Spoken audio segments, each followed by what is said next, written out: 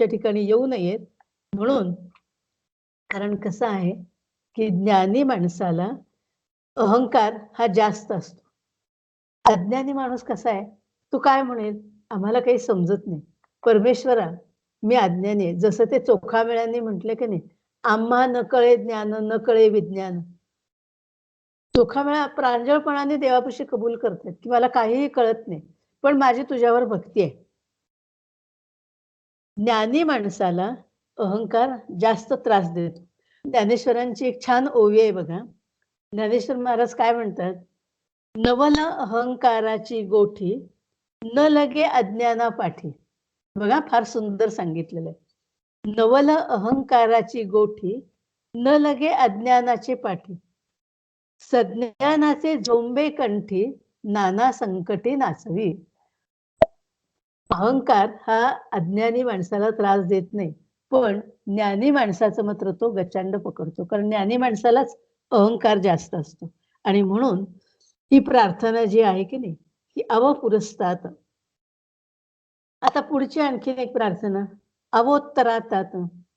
उत्तरेकडून, उत्तर दिशेकडून जी काही विघ्न आमच्याकडे येतील, त्या विघ्नांपासून आमचं रक्षण कर. आता उत्तर दिशेचा स्वामी कोण आहे? तर उत्तर दिशेचा स्वामी आहे कुबेर. कुबेर हा परमेश्वराचा धनरक्षक आहे. कुबेर तुझा भांडारी, आम्हा फिरविशी दारोदारी. असं म्हटले बघा व्यंकटेश स्तोत्रामध्ये, मला वाटतं हे आलेले की व्यंकटेशाला म्हटलेले की कुबेर तुझा भांडारी.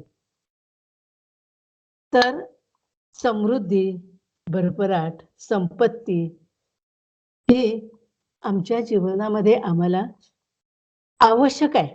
दैनंदिन गरजा भागण्यासाठी, संसार व्यवस्थित होण्यासाठी आम्हाला पैशाची गरज आहे. तो कमी असून चालत नाही, पण वाजवीपेक्षा जास्त, अकलेपेक्षा जास्त पैसा जर आला तर काय होतं, त्याची उदाहरणं आपण या जगामध्ये सगळीकडे अवतीभोवती पाहतो की अकलेपेक्षा, वाजवीपेक्षा जास्त पैसा जर एखाद्याकडे आला तर काय होतं, तर सदाचार, सद्भाव हे संपून जातात आणि अहंकाराने तो माणूस फुगून जातो. आणि म्हणून आम्हाला द्रव्यही असावं, आम्ही लक्ष्मीचा आदर करावा, पण त्यामुळे येणारे जे दोष आहेत त्या दोषांपासून आम्ही दूर राहावं. माणसाचं अधःपतन हे कारणीभूत ह्या पैसा हे आहे, दोन्ही आहे. माणूस प्रगतीही करू शकतो आणि त्याचं अधःपतनही होऊ शकतो. स्वैर, उच्छृंखल, स्वार्थी, अहंकारी असाही माणूस बनण्याची शक्यता असते. आणि म्हणून कुबेराला, म्हणजे उत्तर दिशेच्याकडे बघून ही प्रार्थना कुबेराला केलेली आहे की आम्हाला जरुरीपुरता, आमचा प्रपंच उत्तम होण्यापुरता आम्हाला द्रव्य किंवा पैसा आपण ज्याला म्हणतो, समृद्धी ही आमच्यापाशी तेवढी असावी. कसं आहे की एक गोष्ट सांगते, म्हणजे त्या लक्षात येईल थोडंसं, की कुबेर हा देवांचा भांडारी म्हटले आणि त्याच्यापाशी काही नाही असं नाही, कारण तो देवांचाच भांडारी आहे ना. त्याचं वैभव खूप मोठं आहे. एक दिवस त्याला असं वाटलं की आपलं वैभव आपण शंकरांना दाखवावं. आता वास्तविक पाहता शंकर हे विरागी आहेत, स्मशानात राहणारे आहेत. त्यांना ह्या वैभवाचं काय प्रेम आहे, पण का वाटलं कोणास ठाऊक, कुबेराला असं वाटलं की ते शंकरांनाच दाखवावं. शंकर म्हणाले, मला काही त्याच्यामध्ये रस नाही, पण तू गणेशाला घेऊन जा आणि गणेशाला तुझं वैभव दाखव. मग गणेशाला कुबेर घेऊन गेलेले आहेत. गणेशाने जाताना एक अट घातली. म्हणले, मला भूक लागली तर मला काहीतरी तू खायला दिलं पाहिजेस, कारण मला सारखी भूक लागते. ठीक आहे म्हणला. कुबेराला काय वाटलं, तर आपल्याकडे काय कमी आहे तेव्हा. मग कुबेर त्याला घेऊन गेलेला आहे गणेशाला आणि गणपतीला सगळं वैभव दाखवतोय. हा माझा राजवाडा, हा माझा महाल, हे माझं सिंहासन, ही माणकं, हिरे, एक एक एक एक वैभव दाखवायला. आणि त्यामध्ये सगळीकडं भाव कसा आहे, तर थोडासा एक सूक्ष्म अहंकार कुबेराच्या ठिकाणी. हे माझं भांडण, हे माझं वैभव, अशा प्रकारचं हे आहे. गणेश म्हणला, आता मला भूक लागली आहे फार, मला आता काहीतरी खायला दे. काय शिजवलेलं अन्न वगैरे होतं ते सगळं वाढलं. पण गणवेशाची भूक काही भागेना. तो म्हणला, "अनेक मला काहीतरी खायला पाहिजे." जे काय असेल ते सगळं शेवटी कच्चं धान्य आणलंस तरी चालेल म्हणलं आणि मग जे काय होतं ते सगळं दिलेलं आहे गणपतीला. पण गणपतीने सगळं फस्त केले. परीक्षाच बघायची होती ना. मग पुन्हा म्हणला, रत्न आण, माणकं आण." आणि गणेशाने कुबेराचं सगळं जे काही भांडार होतं, ते सगळं मोकळं केलेलं आहे. गणपती ही बुद्धीची देवता आहे. त्यामुळं गणपतीच्या पाशी म्हणजे सगुणातला जो गणपती आहे का नाही, त्याच्यापाशी हे सगळे कला आहेत.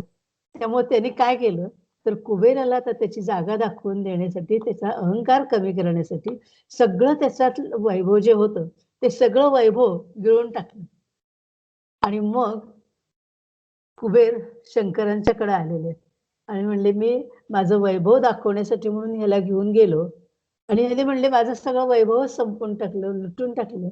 शंकर म्हणाले, "तू जर त्याला प्रेमाने जर हे सगळं दाखवलं असतंस, आदरयुक्त भावनेने दाखवलं असतं, तू अहंकार म्हणून दाखवलंस, तुझं वैभव म्हणून तू दाखवलंस. हे वैभव हे देवाचं आहे. कुबेर हा देवांचा भांडार आहे." तेव्हा कुबेराची आणि गणेशाची ही जी गोष्ट आहे की नाही, ही कथा काय सांगते, की आपल्याला परमेश्वराच्या कृपेने, या कुबेराच्या कृपेने, उत्तर दिशेच्या कृपेने जर आपल्याला थोडंसं वैभव, समृद्धी जर प्राप्त झाली, तर ते सगळं वैभव हे परमेश्वराच्या कृपेने मिळालेलं आहे, ही जाणीव सतत आपल्याला असायला हवी आहे. हे महत्वाचं आहे आणि त्यासाठी म्हणून ही प्रार्थना आहे, की आम्ही लक्ष्मीचा आदर करावा, पण त्यामुळं येणारे जे दोष आहेत, ते आमच्यामध्ये राहू नयेत. आमच्यात अहंकार येऊ नये. यासाठी अवोत्तरात आता हे कुबेर उत्तर दिशेला प्रार्थना केलेली. आता अवदक्षिणातात बघा एक कसे मंत्र सुरेख आहेत. आता दक्षिण दिशा ही आपल्याला सगळ्यांना माहिती आहे, की दक्षिण दिशा ही यमाची समजली जाते आणि यमाचं नाव घेतलं तरी आपण घाबरतो. मृत्यू म्हटलं तरी आपण घाबरतो. खरं म्हणजे काय आहे, की मृत्यू हा प्रत्येकाच्या जीवनामध्ये अटळ आहे. कोणीही संत असू देत किंवा गरीब असू देत, श्रीमंत असू देत, समर्थांनी दासबोधामध्ये संपूर्ण एक समास त्याच्यावर लिहिलेला आहे, की मृत्यू कुणालाही चुकला नाही. मृत्यू अटळ आहे. कुणीही त्यापासून सुटू शकत नाही. पण तरी सुद्धा दक्षिण दिशेकडे बघून यमाची प्रार्थना काय करायची आहे? तर कशासाठी करायची आहे? तर मला मृत्यूची भीती राहू नये यासाठी प्रार्थना करायची आहे. आणि अपमृत्यू, अपघाती मृत्यू, अकाली मृत्यू यापासून माझं संरक्षण कर, अशी प्रार्थना करायची आहे. मृत्यूने एक ठराविक वय झाल्यानंतर असेल किंवा एक आमची ज्या ह्या जीवनामध्ये आल्यानंतर जी काही आमची कर्तव्य होती ती पूर्ण झाल्यानंतर आम्ही मृत्यूला सामोरं जायला कोणत्याही क्षणी तयार असायला पाहिजे. कारण का? तर मृत्यूला सामोरं जाताना आम्ही घाबरतो. कुठलाही माणूस, सगळ्यात माणसाला जर भीती वाटत असेल तर ती मृत्यूची भीती आहे. तर मृत्यूला हसत-हसत सामोरं जाण्याइतकं धैर्य आमच्या ठिकाणी यावं, यासाठी म्हणून ही आम्हाला प्रार्थना आहे. आमच्या मृत्यूचा आम्ही सोहळा करावा. सोहळा म्हणजे केव्हा आपण करतो? जेव्हा आनंद असतो का नाही, त्यावेळेला आपण तो सोहळा करतो. सोहळा म्हणजे उत्सव. तर आमच्या मृत्यूचा आम्ही सोहळा करावा. नामदेव महाराज काय म्हणतात? "काळ आला आम्हासी खाओ, आम्ही आनंदाने नाचू गाऊ." एका चरणामध्ये किती सुंदर सांगितलेलं आहे बघा त्यांनी, की काळ आलेला आहे आता आम्हाला. म्हणजे काय? मृत्यू समीप आलेला आहे. पण आम्ही मृत्यूला हसत-हसत सामोरे जाऊ. आनंदाने नाचत गात आम्ही मृत्यूला सामोरे जाऊ. ही तयारी एकदम होणार आहे का हो? असं आहे का, की आता झालं बाबा माझं आता एवढं वय झालेलं आहे ना, आता माझी मृत्यूला तयारी झाली, असं नाहीये. ही तयारी अगोदरपासूनच करायला पाहिजे. आणि म्हणून ही गणेशाला प्रार्थना आहे, की कारण का? तर गणेशच सगळीकडे आहे ना. ह्या सगळ्या आपण देवता म्हटलं का नाही, त्या 8ही दिशा, 10ही दिशा, त्यांच्या देवता हे जरी म्हटलं का नाही, तरी ह्या सगळ्या देवता सुद्धा गणेश स्वरूपच आहेत आणि म्हणून गणेशाला प्रार्थना आहे. कारण गणेशाची सत्ता सगळ्यांवर आहे बरं का. अगदी यम असू दे, सूर्य असू दे, सगळ्यावर सत्ता कुणाची आहे? तर गणेशाची आहे. आणि गणेश काय आहे? तर परमात्मा म्हणजे परब्रह्म परमात्मा, निर्गुण निराकार असणारा तो परमात्मा गणेश एकच आहे. हे आपण आता बऱ्याच वेळा बघितलेलं आहे आणि म्हणून गणेशाला ही प्रार्थना आहे. आता पुढची प्रार्थना काय आहे? पुढचा मंत्र काय आहे? अवचोर्ध्वातात ऊर्ध्व दिशा. ऊर्ध्व दिशेकडूनही आमचं रक्षण व्हावं. ऊर्ध्व दिशा ही देवांची समजली जाते आणि आपण सहज बघा, बऱ्याच जणांना सवय असते, की आकाशाकडे बघून देवाला साथ घालायची, परमात्म्याला साथ घालायची. इंद्र, वरुण, वायू, सूर्य हे सगळे हे ऊर्ध्व म्हणजे आकाशातले देव असं आपण म्हणतो आणि म्हणून या सर्वांची कृपा माझ्यावर असावी म्हणून ही प्रार्थना आहे.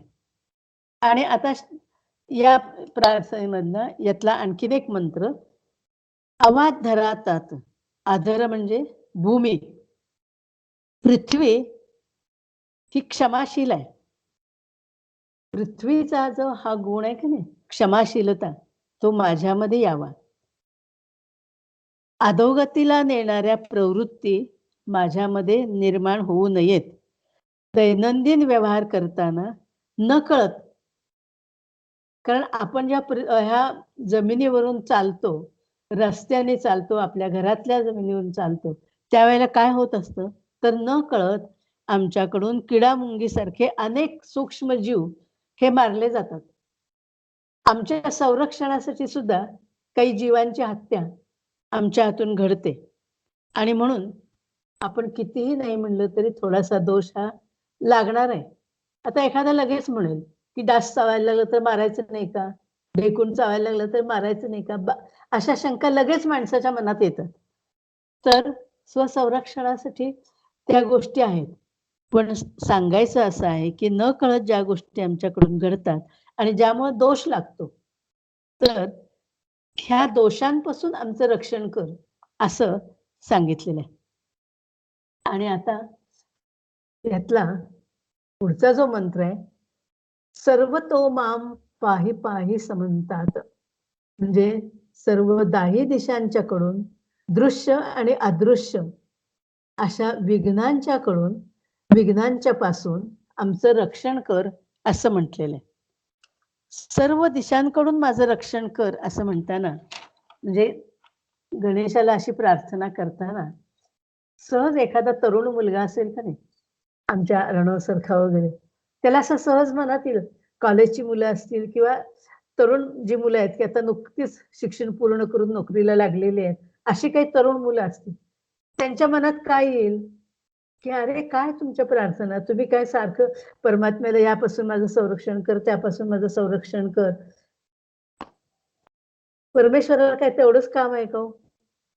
आणि लगेच पुढचा प्रश्न येईल, की तो सारखा सगळ्या दिशांकडे लक्ष ठेवून बसलाय का हो? ही तरुणांची शंका आहे बरं का. मी मुद्दाम हे काय सांगते, की तरुणांच्या मनामध्ये अशी शंका येऊ शकते, की तो काय सारखा फिरत बसलाय का? दाही दिशांना. तो काय परमेश्वर त्याला तेवढंच एक काम आहे का? दुसरं काम नाही का त्याला? अशा प्रकारची शंका हे आपण जर मंत्र हे म्हणतोय आणि त्याचा आपण अर्थ बघतोय, त्यावेळेला अशा प्रकारची शंका आपल्या मनात येणार नाही, कारण आपण श्रद्धावंत आहोत. आणि दुसरी गोष्ट असे, की थोडाफार अभ्यास आपण सगळ्यांनी केलेला आहे. आपण सगळेजण साधक आहोत. त्यामुळे आपल्या मनात हा प्रश्न येणार नाही. किंवा एखादा जो बुद्धिवादी असेल, प्रत्येक गोष्ट बुद्धीच्या कसोटीवर तपासून बघायची. असा एखादा जर बुद्धिवादी असेल, श्रद्धा कमी असणारा, अश्रद्ध माणूस, तो खोडसाळपणाने काय म्हणेल, की "हे स्तोत्र आम्हाला निष्क्रिय बनवतात का?" आम्ही काहीच करायचं नाही का? फक्त परमेश्वराची प्रार्थनाच करायची का? आणि आम्ही स्वस्थ बसायचं का? आम्ही आमच्याकडून काही प्रयत्न करायचेच नाहीत का? काय तो करतोय त्याला प्रार्थना केली की तो आमचं रक्षण करतोय. अशा प्रकारचे प्रश्न तरुणांच्याकडून आणि अश्रद्ध किंवा बुद्धिजीवी जे बुद्धीच्या कसोटीवर प्रत्येक गोष्ट तपासून बघतात, येणं शक्य आहे. आणि तसे ते आले, तर आपल्याला सुद्धा राग यायचं काही कारण नाही. आपल्याला त्याचा अर्थ नेमका कळला पाहिजे ना. आपल्याला अर्थ सांगता आला पाहिजे. हा भाव काय आहे त्यातला? हे प्रत्येक दिशेला सांगून, परमेश्वरा, हे गणेशा, तू माझं रक्षण कर, अशा प्रकारची प्रार्थना करताना सुचवायचंय काय त्याच्यामध्ये? तर परमात्म तत्व, तो परमात्मा, तो गणेश हा सर्वत्र आहे.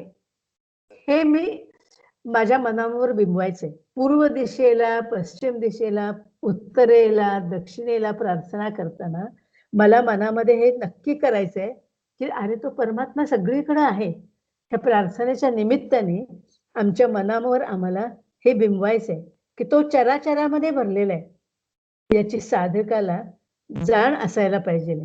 तो निर्गुण आहे, निराकार आहे आणि गणेश सुद्धा जसा आमच्या समोर सगुण साकार आहे, तसा तो निर्गुण निराकारही आहे.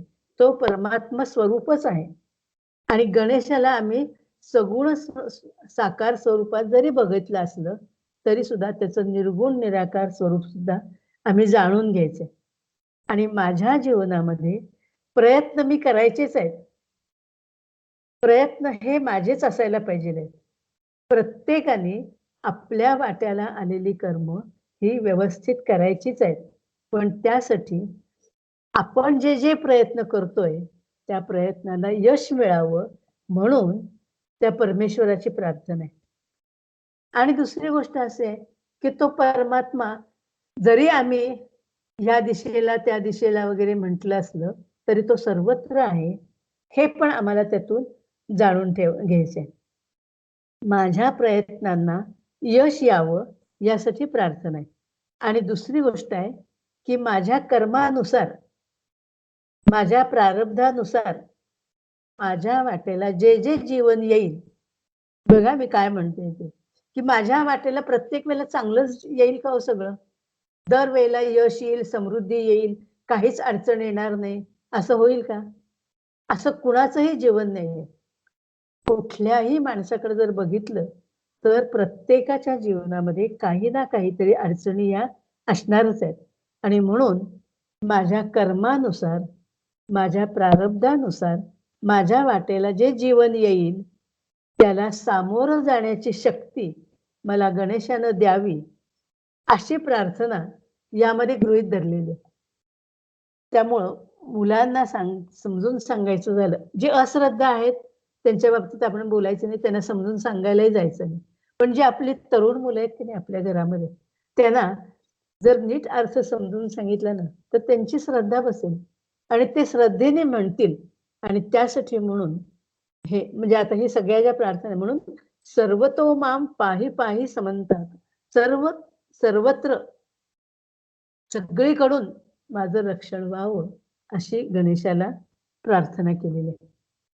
हा जो आता आपण जो खंड घेतला का नाही, हा आपला तिसरा खंड पूर्ण झालेला आहे. या तिसऱ्या खंडामध्ये किती मंत्र आलेत? तर ह्या तिसऱ्या खंडामध्ये 13 मंत्र आलेले आहेत बघा. पुन्हा एकदा मी हा सगळा तिसरा जो खंड आहे का नाही, हे मंत्र परत एकदा मी म्हणते.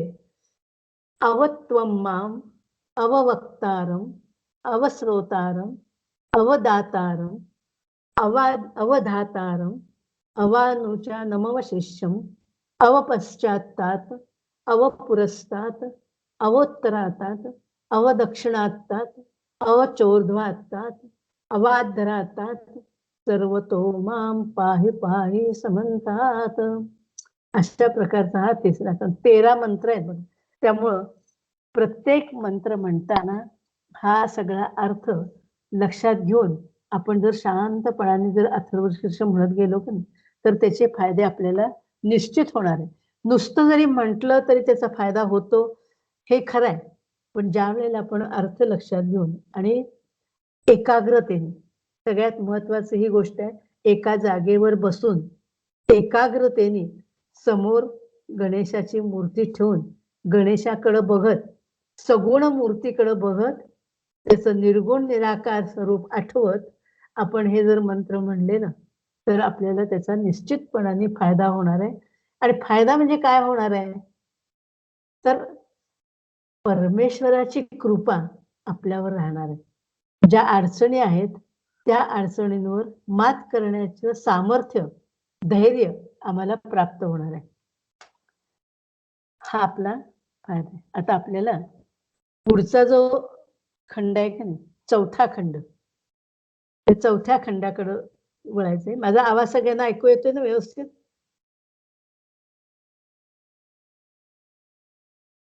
येतोय येतोय. हो, हां, येतोय. हां. आता चौथा खंड एक संपूर्ण तो खंड आहे जो ते सगळे जे मंत्र आहेत ते सगळे एकदा म्हणते आणि मग एकेका मंत्राचा अर्थ सांगत जाते. पुढं कसा आहे मंत्र बघा. त्वं वाङ्मयस्त्वं चिन्मय, त्वं आनंदमयस्त्वं ब्रह्ममय, त्वं सच्चिदानन्दाद्वितीयोऽसि, त्वं प्रत्यक्षं ब्रह्मासि, त्वं ज्ञानमयो विज्ञानमयोऽसि. असा हा मंत्र आहे. तर त्यातला पहिला जो मंत्र आहे,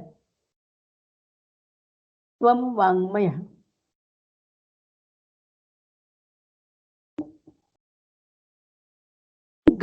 गणेशाला आता आणखीन एक सांगते बरं का, आता जसं सांगितलं का नाही मुलांच्या शंका, तसं त्वं वाङ्मयं, त्वं चिन्मय, त्वं आनंदमय, म्हणजे तू वाणीरूप आहेस, तू वाङ्मय स्वरूप आहेस, तू चिन्मय आहेस, तू आनंदमय आहेस, तू ब्रह्ममय आहेस. हे जे सगळे मंत्र आहेत का नाही, तू सच्चिदानंद स्वरूप आहेस, हे सगळे जे मंत्र आहेत का नाही, ते ऐकल्यानंतर आणखीन एक थोडासा खोडसाळपणाचा विचार मनामध्ये कुणाच्या तरी येऊ शकतो. हे गणेशाला कशाला सांगायचंय हो?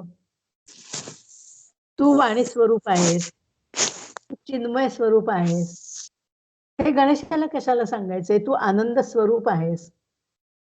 हे गणेशाला कशाला सांगायचंय? असं कोणीतरी सहज खोडसाळपणाने विचारू शकतं. तर आपल्याला त्याचंही व्यवस्थित निराकरण करता आलं पाहिजे.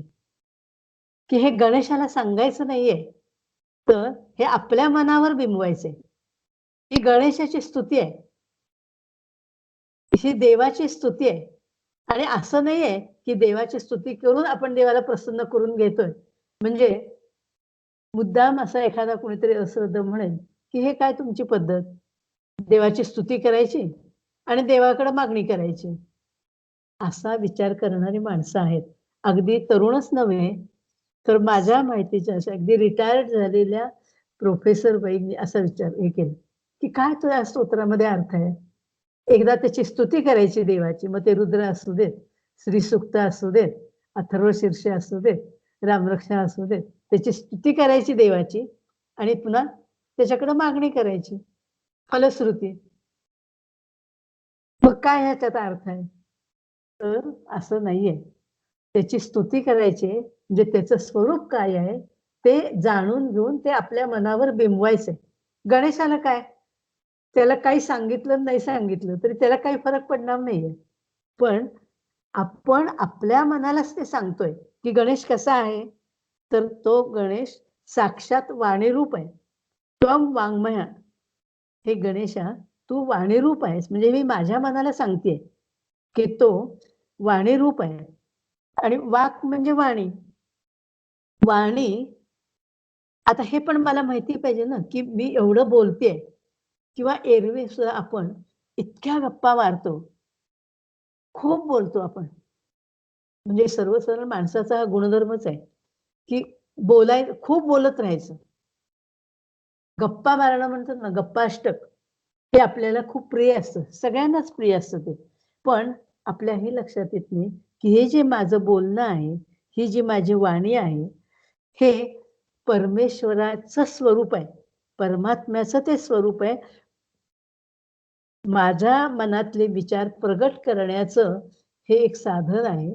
ते परमेश्वराचं स्वरूप आहे, हे माझ्या लक्षात येत नाही. कारण का तर आपण पहिल्यांदा सर्वात बघितलं होतं बघा, की ओम नमस्ते गणपते, ओंकार स्वरूप गणेश म्हटलं होतं आपण.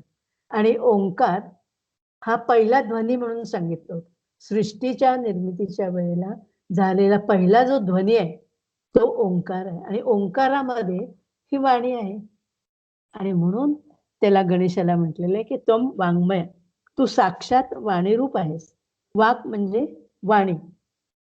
वाणी हे परमात्म्याचं स्वरूप प्रगट करण्याचं साधन आहे. कसं आम्ही सांगणार ना? माझ्या मनातले विचार किंवा परमेश्वराचं स्वरूप काय आहे? किंवा माझ्या मनात जे चांगले विचार येत आहेत, ते सुद्धा सांगणं किंवा आता मी हे जे बोलते, हे त्या परमेश्वराच्या कृपेने मी बोलते. ती सरस्वतीची कृपा आहे. ती सरस्वती माझ्यावर प्रसन्न असेल म्हणून मी हे बोलू शकते. हा जर भाव माझ्या ठिकाणी असेल, तर मग मला अहंकार येणार नाही. नाहीतर मग सतत काय होईल, की मीपणा जो आहे की नाही, हा वाढत जाईल. आणि हे समजण्यासाठी म्हणून ही स्तुती आहे. ती स्तुती भगवंताची स्तुती नसून त्याचं स्वरूप मला माझ्या मनामध्ये बिंबवायचंय. परमात्म्याचं म्हणजे निर्गुण निराकार परमात्मा, तो सर्वव्यापी आहे. पण तो कसा आहे? आता आपण म्हणलं की निर्गुण आहे, निराकार आहे, सर्वव्यापी आहे. पण त्याचं वर्णन करून सांगता येत नाही. कारण का? तर तो दाखवा म्हणलं. निर्गुण बरं का, निर्गुण निराकार. तो कुठे दाखवा म्हटलं, तर आपण दाखवू शकत नाही. आपण गणपतीची मूर्ती समोर ठेवली आणि गणपती कुठे म्हणलं, तर आपण त्याच्याकडे बोट दाखवून कारण तो सगुण साकार आहे. पण निर्गुण निराकार जो सर्वव्यापी आहे, सर्वत्र आहे म्हणतोय आपण, चराचरामध्ये आहे असं म्हणतोय. तो जर दाखवा म्हटलं, तर आपल्याला तो दाखवता येत नाही. कारण का? तर त्याचं स्वरूप जे आहे, ते मनाला, बुद्धीला आकलन होण्याच्या पलीकडचं आहे. इंद्रियांना म्हणजे डोळ्यांना तो दिसत नाही आणि शब्दांनी तो चांगले मग शेवटी असं आहे, की शब्द हे काय आहेत मग? शब्दांच्या माध्यमातनं आपण ते वर्णन करून सांगू शकतो. त्याची अनुभूती ही प्रत्येकानं घ्यायची आहे. पण शब्द हे माध्यम आहे. गणेशाचं स्वरूप निर्गुण निराकार गणेशाचं स्वरूप सांगण्याचं हे शब्द हे माध्यम आहे. आणि म्हणून काय म्हटले, की शब्द प्रमाण हे तुझं स्वरूप आहे. वेदवाणी हे गणेशाचं स्वरूप आहे. पहिल्यांदा वेद निर्माण झालेत ना.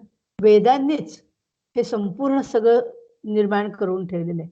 म्हणून वेदवाणी हे तुझं स्वरूप आहे म्हटलेलं आहे.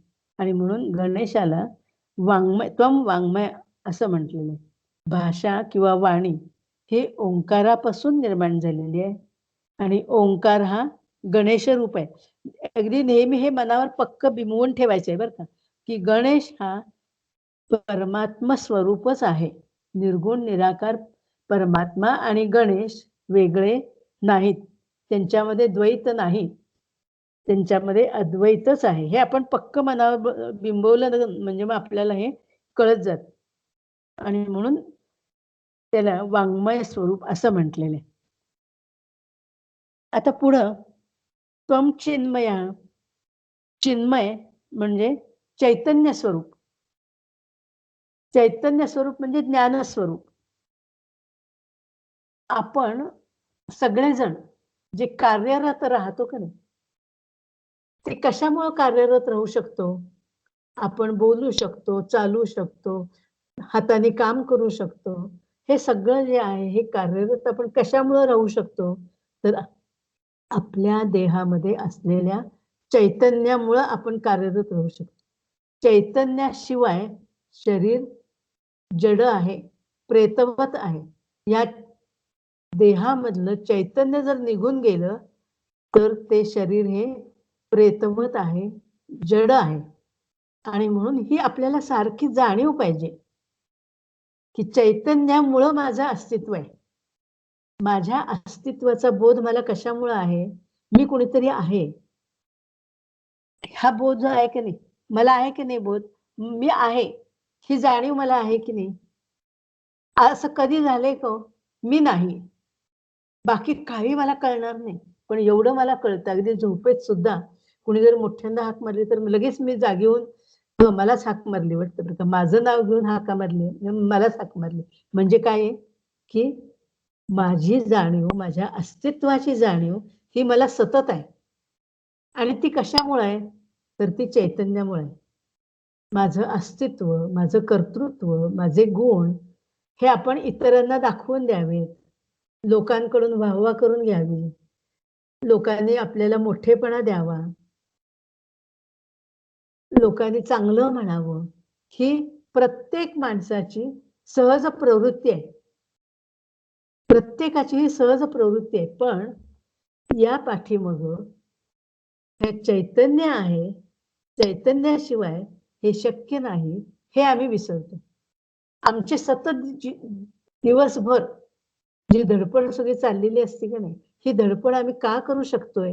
ह्याची जाणीव फक्त आम्हाला सतत ठेवायला पाहिजे. आम्ही शरीराने कामं करायचीत. प्रपंचातली सगळी कामं आम्ही करायचीत. अगदी मोठेपणाही मिळवा, कर्तृत्वही गाजवा. पण प्रत्येक वेळेला ही जाणीव पाहिजे, की ते आत चैतन्य आहे ना, त्याच्यामुळं माझ्या हातून हे सगळं घडतं.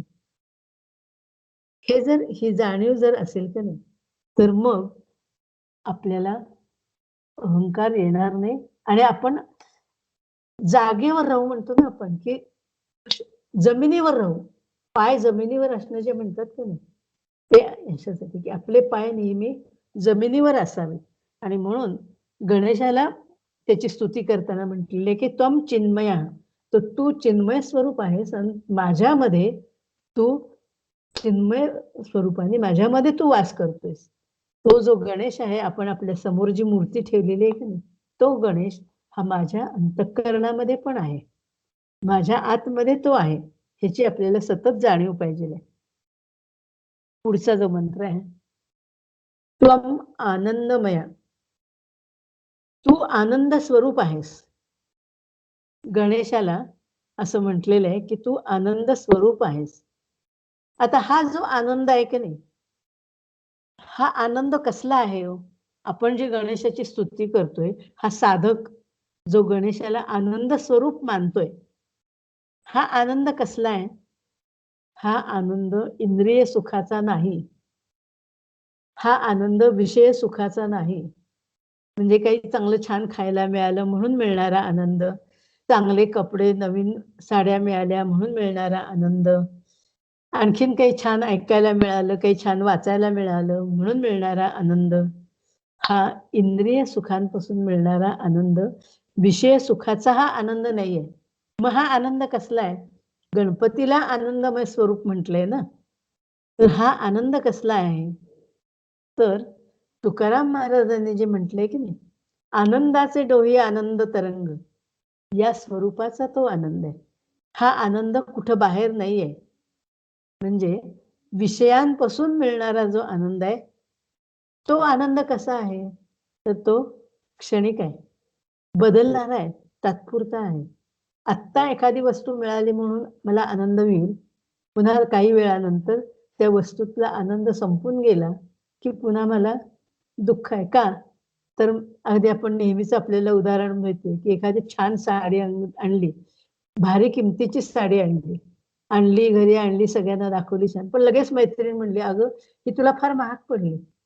मी हीच अशाच प्रकारची साडी कमी किमतीला आणली, की लगेच आपला आनंद तो कमी होतो. किंवा दुसऱ्याकडे एखादी वस्तू बघितली, की आपण आणलेल्या वस्तूतला आनंद लगेच कमी होतो. मग ह्याच्यापेक्षा ती वस्तू मला पाहिजे. अशा आता आपण सगळेजण साधक आहोत.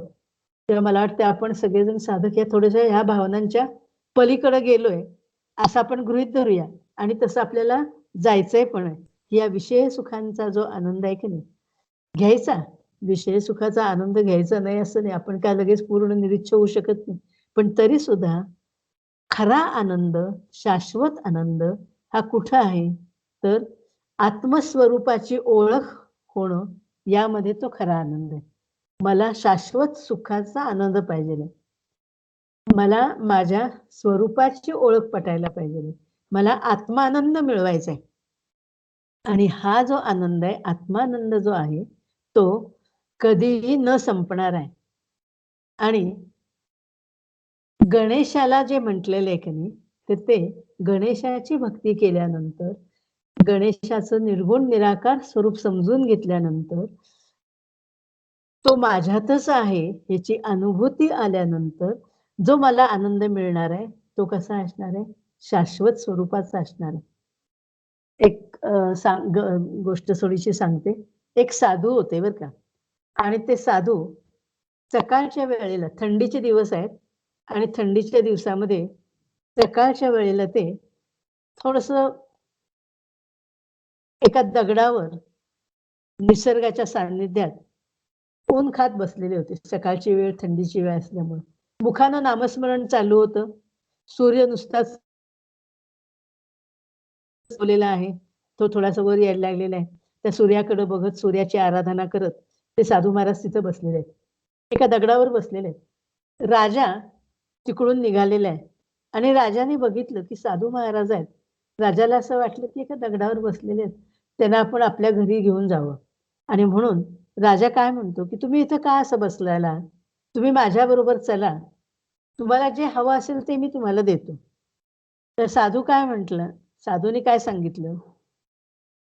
म्हणले, "तू माझ्या पुढं उभा आहेस आणि त्यामुळं काय झाले?" म्हणले, "मी जे ऊन खात इथं बसलेलो आहे, तू माझ्यावर सावली धरलीस" म्हणले.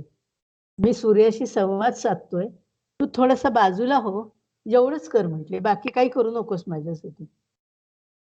ही जी साधू महाराजांची जी अवस्था आहे का नाही, वास्तविक पाहता राजा आहे. राजा म्हणतोय माझ्याबरोबर चला म्हणजे त्याच्याकडनं सुखी-सुविधा मिळतील, ऐशोआराम मिळेल, हे साधूंनाही माहिती आहे. पण तरी सुद्धा साधूंना त्याचं महत्त्व नाहीये आणि त्यामुळं साधू महाराज सडेतोडपणाने सांगू शकले, की "तू फक्त बाजूला हो. म्हणजेच तू मला सूर्याच्या जी सावली जी माझ्यावर पडली तुझी, ती तू बाजूला झालास, की मला त्या सूर्याशी संवाद साधता येईल." हे जे सडेतोडपणा आहे का, हा जो आनंद आहे, साधू महाराज जो आनंद घेतायत का नाही, तो आनंद हा ही अनुभूती जी आहे ना, आनंदाची ही जी अनुभूती आहे ना, ही केव्हा तरी एखाद्या वेळेस तरी आपल्याला घेता येते का? हे आपण बघायचं. आपण काय अगदीच संत, साधू यांच्या तोडीला जाऊन बसू शकत नाही. पण निदान कमीत कमी एखाद्या वेळेस केव्हा तरी अशा प्रकारचा आनंद आपल्याला मिळतोय का? की मला वस्तूत आनंद नाही, मला बाकीच्या कशात आनंद आहे. हा असा आनंद मला त्या गणेशाच्या समोर बसून अथर्वशीर्ष म्हणताना तो आनंद मला मिळतोय का? हे आपण बघायचंय. आणि त्यासाठी ही प्रार्थना आहे आणि त्यासाठी ही गणेशाची स्तुती आहे. त्वम आनंदमया. आता पुढं काय म्हटलं? त्वम ब्रह्ममया. आता हे बऱ्याच वेळा म्हणून झालंय बघा. त्वम प्रत्यक्षं तत्त्वमसि. त्वम प्रत्यक्षं ब्रह्मासि. त्वमेव सर्वं खल्विदं ब्रह्मासि. हे जे मंत्र आत्तापर्यंत आपण बघितले का नाही, त्या मंत्रामध्ये हेही बघून झाले. म्हणजे पुन्हा पुन्हा येते. त्वम ब्रह्ममया असं म्हटलंय. आता पुन्हा पुन्हा का आलं? आणि गणेशाला ब्रह्मस्वरूप जे म्हटलंय की नाही, परब्रह्म परमात्मा म्हणजेच गणेश. हे पुन्हा पुन्हा का सांगायचं? तर आमच्या मनावर हे बिंबवण्यासाठी सांगायचं. हे नुसते शब्द नाहीयेत. तर या शब्दांच्या माध्यमातनं हा जो भाव आहे, तो आमच्या मनामध्ये बिंबला पाहिजे. स्वातंत्र्यवीर सावरकरांचं आपल्याला प्रसिद्ध असं हे माहिती आहे, की "अनादि मी, अनंत मी, अवध्य मी भला." हे जे त्यांनी म्हटलेलं आहे की नाही, हे काय सांगतं? अनादि मी.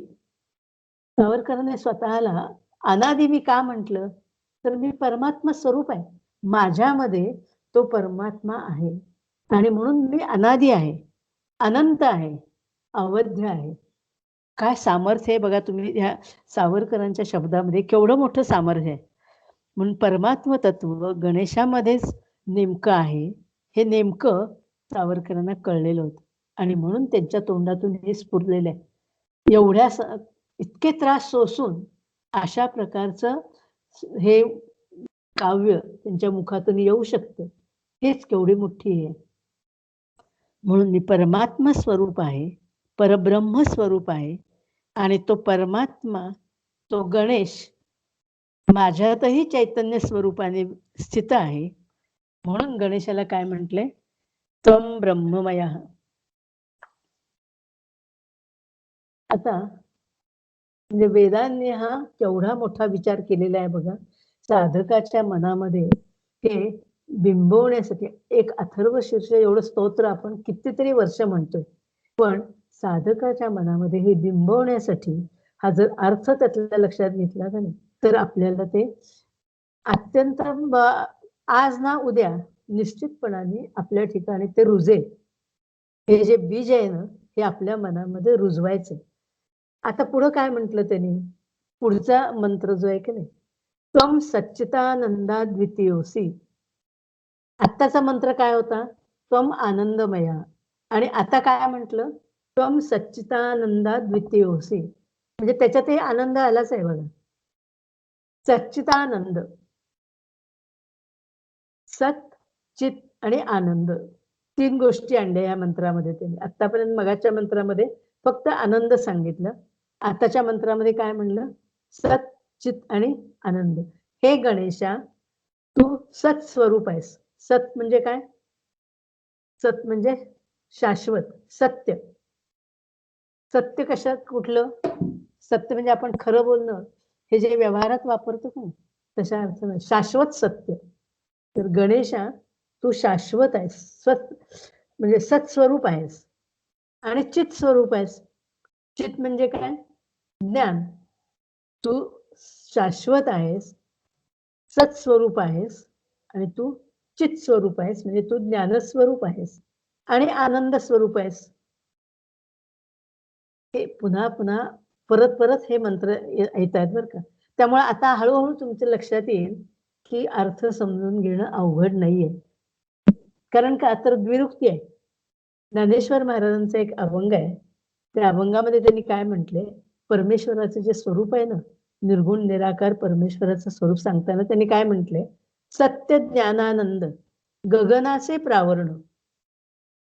आता जे ते मी सांगते का नाही, सच्चिदानंद जे म्हटलंय ना, त्यासाठीच मी हा अभंग घेतलेला आहे. सत्य ज्ञानानंद, परमेश्वराचं स्वरूप कसं आहे, सत्य स्वरूप आहे, ज्ञान स्वरूप आहे आणि आनंद स्वरूप आहे. आणि गगनाचे प्रावरण, गगनाला सुद्धा झाकता येईल. आकाशाला गवसणी घालणं जे म्हणतो की नाही शब्द आपण, सोपं आहे का होते, आकाशाचं सुद्धा, आकाश सुद्धा झाकलं जाईल असं स्वरूप आहे. नाही रूप गुण वर्ण तेथे. आणि असा जो परमात्मा आहे, सत्य स्वरूप, ज्ञान स्वरूप, आनंद स्वरूप आणि गगनालाही झाकता येईल असा जो परमात्मा आहे, त्या परमात्म्याला रूप नाही, गुण नाही आणि वर्णही नाही. पण तो परमात्मा मी जाणायचा आहे, तो परमात्मा मी समजून घ्यायचा आहे. कसा, तो हा श्रीहरी पाहिला म्या डोळा. आता तो या चर्मचक्षुंनी दिसेल का हो? चर्मचक्षुंनी मला काय दिसेल, तर मला रामाची मूर्ती समोर असेल तर ते दिसेल, गणेशाची मूर्ती मला समोर आहे ती दिसते. पण हा जो निर्गुण निराकार परमात्मा आहे, तो मला डोळ्यांनी म्हणजे ह्या माझ्या चर्मचक्षुंनी दिसणार नाही. मग त्याच्यासाठी काय पाहिजे, ज्ञानदृष्टी पाहिजे. तो हा श्रीहरी पाहिला म्या डोळा, म्हणजे ज्ञानदृष्टीने पाहिला. आणि कसा पाहिला, पाहता पाहणे दुरी सारून या. म्हणजे त्रिपुटीचा लय झाला इथं बरं का. त्रिपुटी आता समजून घ्या थोडंसं, की त्रिपुटी कशाला म्हणायचं. तर त्रिपुटी म्हणजे काय, ज्याला मी पाहते, ज्या परमात्म्याला सगुण रूपामध्ये मी पाहते, तो परमात्मा म्हणजे दृश्य, मी म्हणजे दृश्य, द्रष्टा. मी कोण, द्रष्टा, दृश्य आणि पाहणं, दर्शन, ही त्रिपुटी आहे. आणि ह्या त्रिपुटीचा लय करून मला त्या परमात्म्याकडे बघायचं. म्हणजे माझ्या गणेशाकडं, जी गणेशाची मूर्ती माझ्या डोळ्यासमोर आहे, त्या गणेशाला मी कसं पाहते, तर हळूहळू मी त्या गणेशाच्या मूर्तीमध्ये एकरूप इतकी झालेली आहे की मी मला विसरलेली आहे, त्या गणेशाच्या मूर्तीलाही मी विसरलेली आहे आणि मला माझ्यामध्येच तो गणेश दिसतोय, माझ्या मध्येच तो आत्मस्वरूपाने तो दिसतोय. त्रिपुटीचा लय झालेला आहे. असं अद्वैत भावाने गणेशाशी एकरूप होऊन परमेश्वराला बघायचंय, गणेशाला बघायचंय. आता हे सच्चिदानंद म्हटलं का नाही, तर माऊलींनी काय एका ओवीमध्ये छान म्हटलंय बघा, आपल्या सगळ्यांना उपयोगाची अशी ही ओवी आहे. काय म्हटलं माऊलींनी? या मनुष्य देहाचे नियोगे सच्चिदानंद पदवी घेणे, एवढा अधिकार नारायणे कृपावलोकने दिधला. माऊली काय म्हणतायत? अरे भाग्याने हा नरदेह मिळालेला आहे. हा मनुष्य जन्म हा सहज मिळत नाही. तो भाग्याने तुला मिळालेला आहे आणि आता तुला अधिकार कुठला दिलेला आहे? भगवंतांनी कृपा प्रसाद आपल्याला दिलेला आहे. कृपाळूपणाने आपल्याला अधिकार दिलेला आहे. कुठला अधिकार दिलेला आहे? या मनुष्य देहाचे नियोगे सच्चिदानंद पदवी घेणे. सच्चिदानंद ही पदवी म्हटले बरं का. माऊलींनी काय म्हटले? सच्चिदानंद ही पदवी म्हटली. आम्हाला पदव्या कुठल्या माहिती आहेत? मेडिकलची पदवी माहिती आहे, इंजिनिअरिंगची पदवी माहिती आहे, BSc माहिती आहे, BCom माहिती आहे, MA माहिती आहे. ह्या सगळ्या पदव्या आम्हाला माहिती आहे. पण ही पदवी आम्हाला माहिती नाहीये. सच्चिदानंद. तर काय म्हटलं त्यांनी? या मनुष्य देह तुम्हाला मिळालेला आहे. या मनुष्य देहामध्ये सच्चित आनंद स्वरूप होणं, एवढा अधिकार नारायणे कृपावलोकने दिलेला. तुम्ही होऊ शकता. तो परमात्मा जसा सच्चित आनंद स्वरूप आहे की नाही, तो गणेश जसा सच्चिदानंद स्वरूप आहे, तसं आम्ही पण होऊ शकतो. हा अधिकार आम्हाला दिलेला आहे. परमेश्वराने कृपाळू होऊन हा अधिकार आम्हाला दिलेला आहे आणि त्यासाठी आम्ही मात्र काय करायला पाहिजे? प्रयत्न करायला पाहिजेत. एकरूप होऊन परमेश्वराशी, एकरूप होऊन गणेशाशी, एकरूप होऊन हे स्तोत्र आम्ही म्हणायला पाहिजे. अर्थ लक्षात घेऊन आणि त्याची कृपा संपादन करून घ्यायला पाहिजे. आता पुढचा जो मंत्र आहे की नाही, त्वं प्रत्यक्षं ब्रह्मासि. आता परत आलं बघा ते. पुन्हा त्वं प्रत्यक्षं तत्त्वमसि आलेलंच होतं. त्यामुळे आता ह्याच्यावर मी जास्त बोलत नाही. कारण समर्थांनी काय म्हटले? संदेह वृत्ती न फिटे म्हणून बोलिलेची बोलावे लागे. का पुन्हा पुन्हा सांगतायत? कुठल्याही प्रकारचा संदेह मनात राहू नये म्हणून तीच गोष्ट पुन्हा पुन्हा सांगितलेली आहे. श्रुतींनी, वेदांनी ही गोष्ट पुन्हा पुन्हा सांगितली. त्याचं कारण काय आहे? तर तो ईश्वर एकमेवाद्वितीय आहे. म्हणजे काय झालं? पुराणामध्ये एक आलेली गोष्ट आहे. म्हणजे मनू आणि शतरूपा. आपल्याला बहुतेक मला वाटतं हे माहिती आहे पुराणातलं. ही नावं आपल्याला माहिती आहेत. मनू आणि शतरूपा हे दाम्पत्य आहे. त्यांनी खूप मोठं तप केलं बरं का. आणि त्यांचं जे तप होतं त्या तप बघून भगवंत प्रसन्न झालेले आहेत. भगवान विष्णू प्रसन्न झालेले आहेत आणि त्यांनी प्रगट होऊन त्यांना दर्शन दिलेलं आहे. आणि विचारलंय की तुला काय पाहिजे ते तुम्ही मागून घ्या. मी तुमच्या तपावर प्रसन्न झालेलो आहे. तुम्हाला जे हवं असेल ते तुम्ही मागून घ्या. तेव्हा दोघंही काय म्हणतात की प्रत्यक्ष दर्शन झालं आम्हाला. आता आम्हाला आणखीन काय पाहिजे? आम्ही तृप्त आहोत. आम्हाला आता काहीही नको. पण भगवंत म्हणतायत की मी प्रसन्न झालेलो आहे, मी प्रगट झालेलो आहे. तर काहीतरी मागास तुम्ही. तेव्हा मनू काय म्हणतो? मनूने काय मागितलंय? मनू म्हणतो काही देणारच असशील तर तुझ्यासारखा पुत्र मला दे. मनूने काय मागितलंय? तुझ्यासारखा पुत्र मला दे. हे ऐकल्यानंतर देव हसतात आणि देव काय म्हणतात की अरे माझ्यासारखा दुसरा कुणीच नाहीये. तेव्हा आता तुम्ही मागितलेलं मी वर मागा म्हटलेलं आहे आणि मी कबूल केलेलं आहे. तेव्हा आता मलाच तुमच्या पोटी यायला पाहिजे. म्हणजे ह्या कथेचा अर्थ काय आहे की परमात्मा हा कसा आहे? तर एकमेवा द्वितीय आहे. त्याच्यासारखा तोच, दुसरं कोणी नाही. परमात्मा हा एकमेवा द्वितीय आहे. तो सगुण आहे आणि निर्गुणही आहे. म्हणून गणेश रूपाने जरी आपण बघत असलो, गणेश असू दे, रामकृष्ण असू दे, ते कसे आहेत? सगळे परमात्मा स्वरूप आहेत. परब्रह्म परमात्मा स्वरूप आहेत. आणि हे आपण जाणून घ्यायचंय.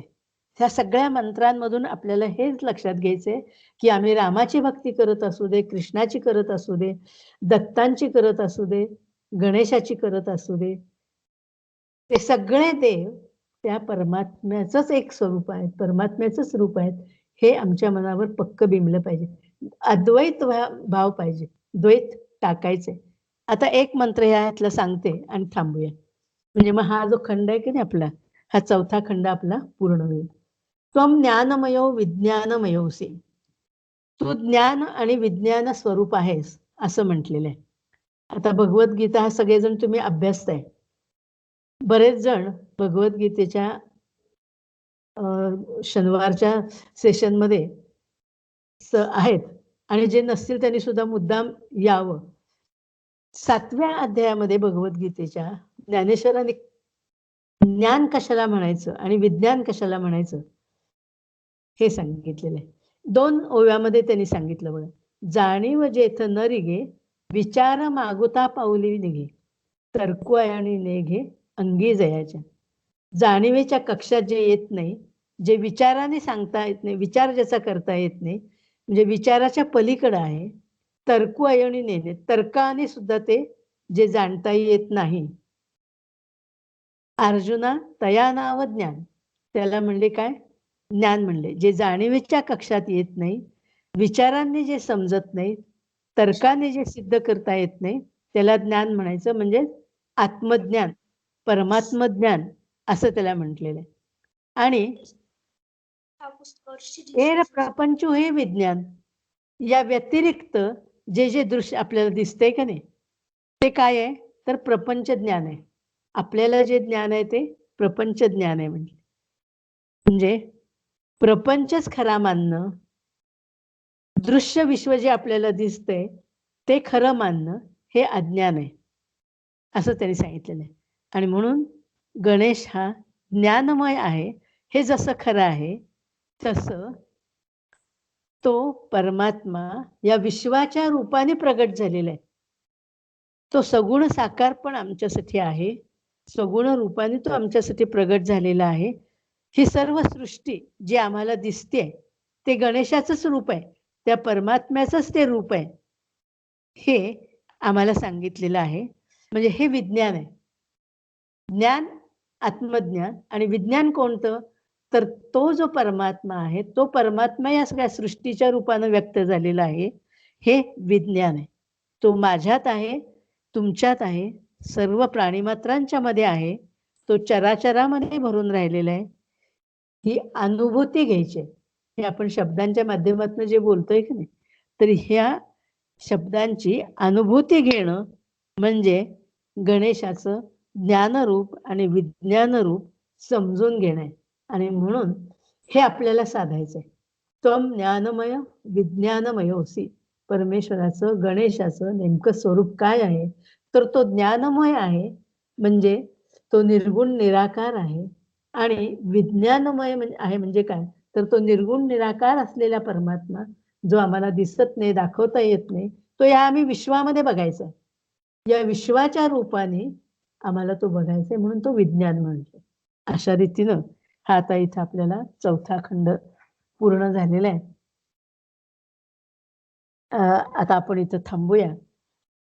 चिंतनाचा सगळा विषय आहे, पण मनापासून जर तुम्ही हा अर्थ लक्षात घेऊन चिंतन करत गेलात, आणि कसं असतं की ही गोष्ट एकदा ऐकून कळते, समजते आणि लगेच आचरणात आणता येते असे नाहीये. पण तरी सुद्धा आपल्याला एक ओढ तरी अशी पाहिजे की मला हे समजून घ्यायचंय. आणि समजून घेता घेता मग हळूहळू काय होतं, जसं समजायला लागेल का नाही तसं आनंद वाटायला लागतो. आणि मग पुढे थोडंसं आपण त्या दृष्टीने आपले प्रयत्न सुरू होतात. आणि म्हणून आपण जरी अवघड वाटलं तरी सुद्धा हे सोडायचं नाहीये. हे आपण पुन्हा पुन्हा आता मी आता हे सांगितलं. आता जर समजा हे रेकॉर्ड झालं असेल, तर पुन्हा तुम्हाला ते ऐकू शकता. पण रेकॉर्डिंगचं कसं आहे, की थोडंसं त्या नेटवर अवलंबून आहे. पाऊस, वारा याच्यात नेट असणं नसणं त्याच्यावर अवलंबून आहे. आणि म्हणून शक्यतो काय प्रत्यक्ष तुम्ही ऐकलं हे जास्त महत्वाचं आहे. शक्य असेल तर थोडंसं पेन आणि वही हातात ठेवा आणि जेवढं थोडंसं थोडक्यात काही लिहिता येत असतं तर लिहा. जसं शक्य असेल तसं करा. गोपाल कृष्ण महाराज की जय.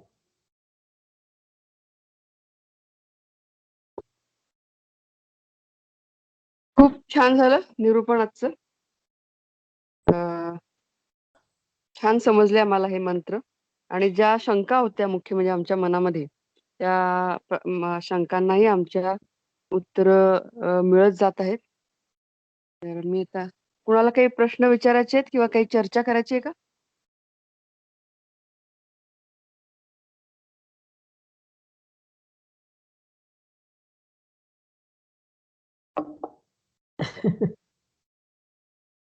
ठीक आहे. मी चव्हाण वहिनींना विनंती करते की त्यांनी पसायदान म्हणावं. हा. म्हणायचे ताई मला तू हे कर.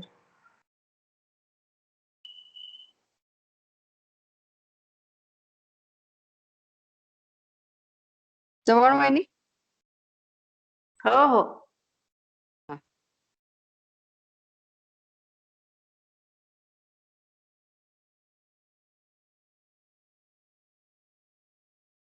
अनम्यूट झालं नाही का? हा केलं त्यांना. अरे परत होतंय सारखं. हा केलंय आता तुम्हाला म्हणा.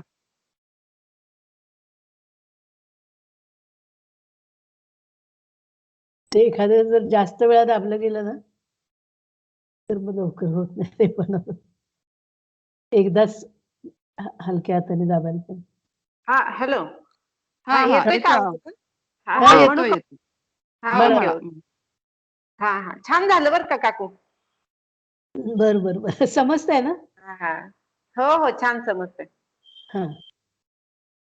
आता विश्वात्मके देवे येणे वाग्यज्ञे तोषावे तोषो निमज द्यावे पसाय दान हे जे खणांची व्यंकटी सांडो तया सत्कर्मी रती वाढो भूता परस्परे जडो मैत्र जीवांचे दुरितांचे तिमिर जाओ विश्व स्वधर्मे सूर्ये पाहो जो जे वांछील तो ते लाहो प्राणी जात वर्षत सकळ मंगळी ईश्वर निष्ठांची मांदियाळी अनवरत भूमंडळी भेट तू भूता चला कल्पतरूंचे आरव चेतना चिंतामणीचे गाव बोलते जे अर्णव पियुषांचे चंद्रमे जे अलांछन मार्तंड जे तापहीन ते सर्वाही सदा सज्जन सोय रे होतू किंबहुना सर्व सुखी पूर्ण होऊनी तिही लोकी भजी जो अधिपुरुखी अखंडित आणि ग्रंथोपजीविये विशेषी लोकी ये दृष्टादृष्ट विजय हो आवेजी येथ म्हणे श्री विश्वेश्वराओ हा होईल दान पसाओ येणे वरे ज्ञान देव सुखिया झाला येणे वरे ज्ञान देव सुखिया झाला. श्रीकृष्णार्पणमस्तु. छान. आज आपण आता इथंच थांबूया. पुढच्या शनिवारी भेटूया 4 वाजता.